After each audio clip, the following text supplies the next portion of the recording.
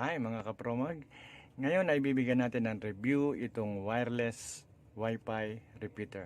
Okay? Actually, in-order ko siya sa Shopee. Ayan.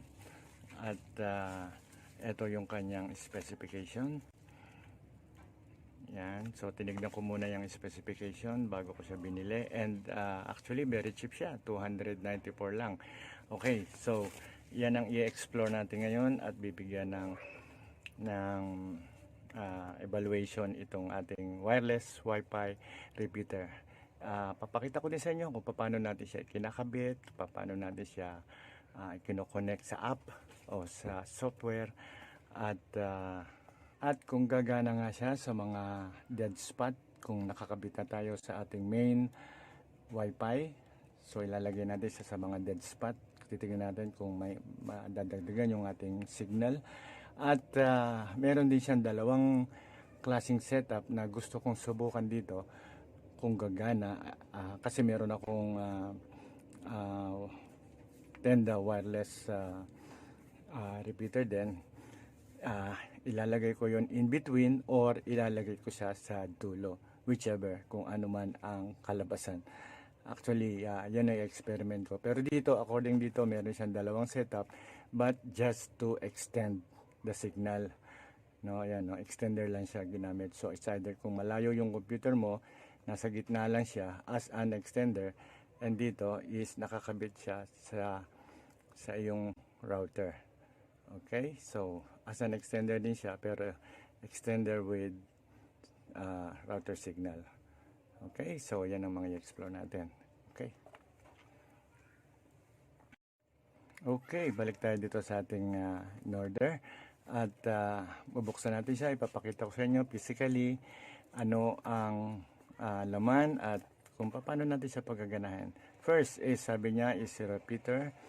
And then ang mga gamit niya, laptop, Wi-Fi, PC, up to 300 Mbps. Okay, so dalawa ng mode natin ngayon. Actually, isang 2.4G and 5G. So, first note, ito ay pang 2.4G. Okay, hindi ito pang 5G. Okay, take note agad first nating note yan para sa inyo. Okay, so, ano pa ba niya sinabi dito? Basic instructions.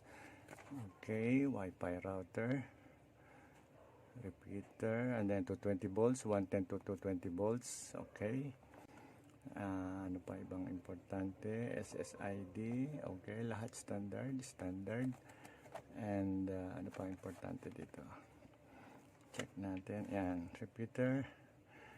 Okay, pictures lang yan. Ayan, support 2.4G. Yan yung sinasabi ko kanina. So, hindi siya pwede sa 5G. Pan 2.4 lang siya. Okay. And WPA standard. Okay, that's it. Buksan na natin para makita na natin yung ating baby. Okay, yan. Ayun siya. Okay.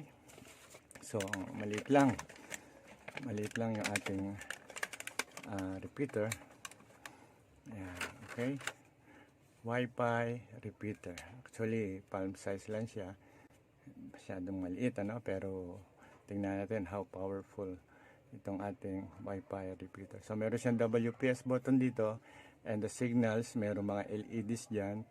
Ayan yung mga equivalent functions. And, nothing else. Ayun. Meron siyang local area network or LAN. Tapos, ito yung, makita niyo yung butas. Yun. Okay. So, yung butas na yun, pag pinindot nyo, yan yung reset. And one good thing about this one, kaya ito ang pinili ko, it's because of this Ethernet cable connection. Ito yung diretso na connection Ethernet papunta sa inyong computer. Okay, so dalawang purpose niya, pwede siyang wireless, pwede siyang Ethernet direct cable connection. Okay, actually gagamitin ko to at ito ang ididiretso ko na connection papunta sa aking computer. Okay, so anything else? Sana ang kanya mga details? I think nandun sa...